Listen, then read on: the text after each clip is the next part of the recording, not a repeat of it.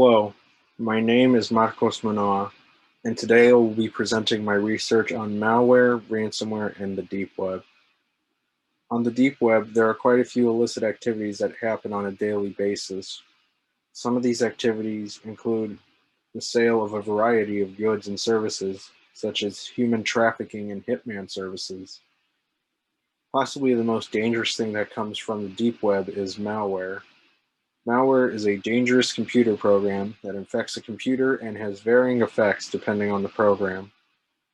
However, there does exist a subcategory of malware that is even worse and even costs people and businesses money on top of it, known simply as ransomware. Ransomware infects the target computer the same way standard malware would, but creates very different results. Instead of filling the computer screen with annoying advertisements or randomly opening and closing programs, ransomware locks all of the computer's files and data until a fine is paid to the attacker.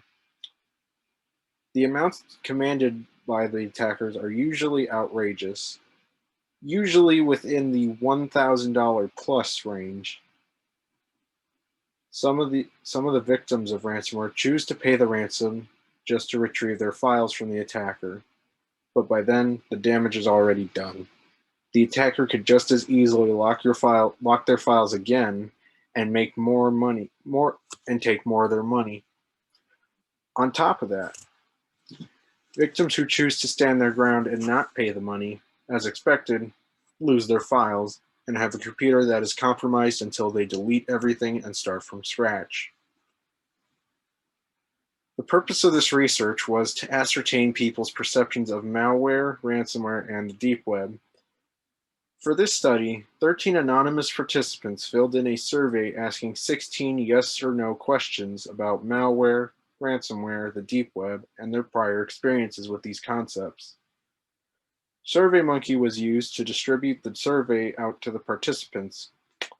The answers for the questions were then compiled and calculated into percentages so they could easily be graphed. 3 of the most noteworthy and important results are highlighted in this presentation.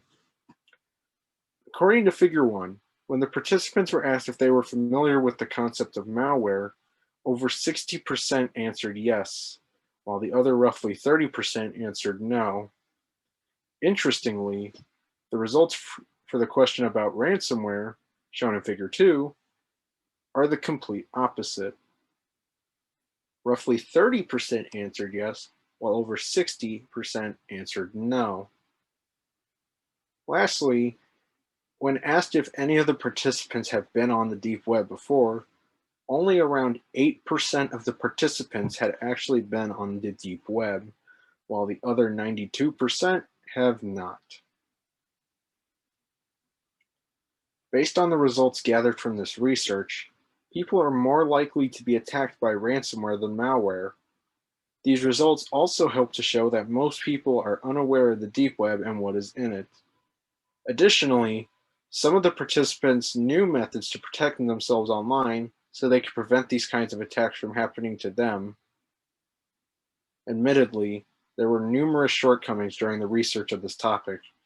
This research would have greatly benefited from more time to conduct the research, as well as being able to sample a wider survey pool. This research still remains important because people who go on the deep web need to know methods to protect themselves and their computers from the ransomware menace. I would like to thank Dr. Nora Gavza, Ms. Rosemary Agüero Riojas, Mr. Robert Moore, Melissa Villarreal, Gabriela Solis Cavazos, and the LEAPS program for making this research possible. Thank you for watching my presentation.